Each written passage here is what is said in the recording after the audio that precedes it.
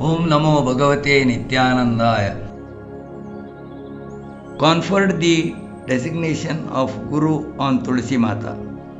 Tulsi Mata was born in an affluent Gauda Saraswat Naik family of Katapadi. Her father Timmappa Naik had an inclination towards spirituality. Tulsi Mata got the initial preaching on spirituality from her father at a very young age. She was married off to the Kamath family in Kondapur. Her husband too was devotional in nature and was very fond of singing bhajans. Unfortunately, he died from an incurable disease. Tulsi Amma became a widow at the tender age of 17. Her father Timmappa Naik did not get baffled. He encouraged his daughter to study further. She had a mastery over Kannada, Konkani and Marathi. She contributed to the literature in these languages. She settled in Mangalore by staying in a rented house and got a job to teach Marathi to school children. She had knowledge on Upanishads, Vedas and Dasa Sahitya. With a desire to progress ahead to the path of spirituality, she was in search of a guru. Bhagavan Nityananda, who was travelling in an Avadhuta state, arrived in Mangalore. Tulsi Mata observed features of a great soul on the serene face of Bhagavan Nityananda. She realized her quest for a guru was over. Soon after having his darshan, she prayed to him to accept her as a disciple. Tulsi Mata started her spiritual sadhana in a dilapidated house in Kudwa street of Mangalore. As Tulsi Mata was a child widow, she used to drape a white sari and cover her head with its pallu.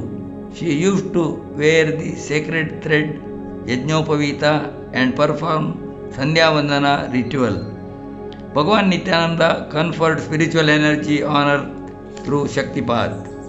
He guided her to transition from Dvaita to Advaita.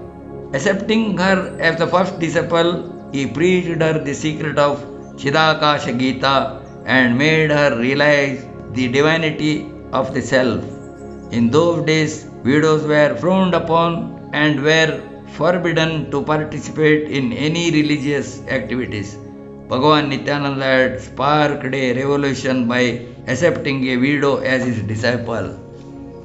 The furious society started troubling Tulsi Mata, who saw Bhagavan Nityananda in each atom of this earth. People treated her as an insane woman. When she was locked up in a room, Bhagavan Nityananda himself came there to bless her with his darshan. Though she was beaten cruelly by unkind people, she did not change her views. In spite of being condemned by the so-called elders of society, she was not afraid. With time, the superstition and meaningless orthodox practices were conquered by the unshakable faith and invincible spirit of Tulsi Mata. Gradually, people started respecting her when they realized that Bhagavan Nityananda is God himself in human form. Srimati Saraswati Kamath, wife of a textile merchant in Kondapur, was an ardent devotee of Lord Krishna. She had studied Shastras and Puranas. She knew that salvation was impossible without a guru. This was not unknown to the omnipresent and omniscient Bhagavan Nityananda, who was pleased by the devotion of Saraswati Bai. He asked Tulsi Mata to go to Kondapur and accept her as a disciple. With this instruction from Bhagavan, Tulsi Mata was elevated to the designation of a guru. Saraswati Amma used to read religious books to the congregation of devotees during Chaturmasa. Meaning and purport of the text was explained by Tulsi Mata. Puja Tulsi Mata has written a book, Sadguru Stavana Atmaspurana, consisting of 77 devotional songs. This was published by late Ramakrishna Shanai. Saraswati Amma built Anandashram in the year 1934 in Mannagudda area in the city of Mangalore. She had purchased land for the construction of ashram by selling her ornaments. Tulsi Mata spent the rest of her life in Anandashram in Mangalore meditating and teaching the essence of devotion, worship and ultimate knowledge. Tulsi Mata took a oath of silence when Bhagavan Nityananda left for Ganeshpuri from Mangalore. Bhagavan had assured that though he would not be present physically in Mangalore and Anandashram would be forever under his divine radar. Tulsi Mata departed from this mortal world in the year 1944. Puja Tulsi Mata got 2 pairs of golden imprints padukas of her Guru Bhagavan Nityananda, prepared and established 1 pair in Anandashram and gifted another pair to Bhagavan himself. Later Bhagavan Nityananda gave it to Raghunath Shanai, a resident of Brahmavar. Now those padukas are in the house of H.R. Shanai in Mumbai. Photographs of Tulsi Mata are available with Sri Niranjan Balakrishna Brothers of Photo Corner. Since the year 1980, Sunandamma, daughter of Saraswati Bai, has settled in Anandashram and is looking after all the activities in the ashram. We are fortunate to have darshan of Sadhvi Sunandamma on several occasions. The above details are provided by her. She has blessed us by giving her consent to collect, write and publish Chidakashi Gita and the miraculous Leelas of Bhagavan Nityananda. By His grace, we are able to offer our tiny efforts at the feet of Bhagavan at our Ananda Ashram in Bevinkoppa. Tulsi Mata attains Maha Samadhi. At the age of 63 in 1944, Tulsi Mata got to know that the day to leave her mortal body was near. She left Mangalore to reach Udupi. She took bath in Madhva Lake in Udupi. Travelling on barefoot, she reached Kundapur, the town where her disciple Saraswati Amma used to live. On hearing a knock at the door at 11 p.m. in the night, Saraswati Amma opened the door, rubbing her eyes. She was surprised to see the visitor. At that hour, her Guru Tulsi Mata was standing in front of her in Avadhuta state.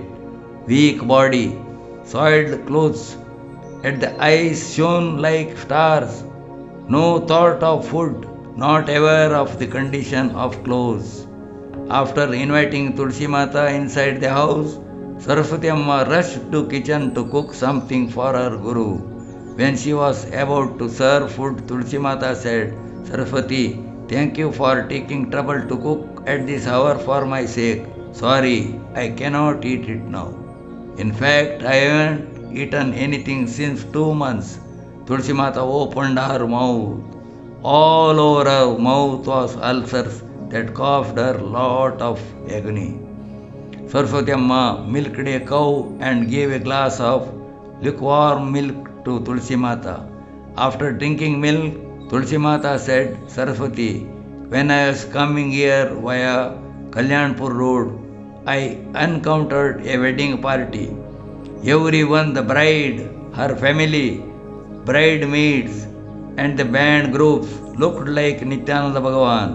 Then I saw school children returning home. Even they appeared as Nityananda Bhagavan to me.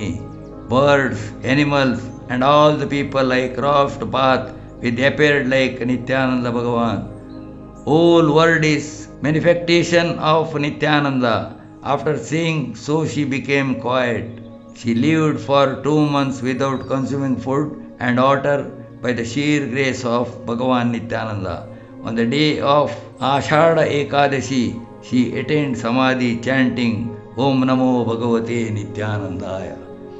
At the same time, Bhagavan Nityananda, who was talking to his devotees in Ganeshpuri ashram, suddenly became silent. He closed his eyes for 3 minutes and pointed at his heart. He said, "Anandi, Anandi." The name with which he used to call Tulsi Mata merged here. She had reached the state of an Avadhuta. She is liberated from this mortal world. She had served me with utmost devotion in spite of condemnation and insult by the male-dominated society. Bhagavan Nityananda spent the whole day in her memory. He didn't eat food. Nobody in the ashram had meals. We learnt on that day that even Swayam Bhagavan, the one free from all attachments, has so much love towards his devotees. Namo Nityanandaya.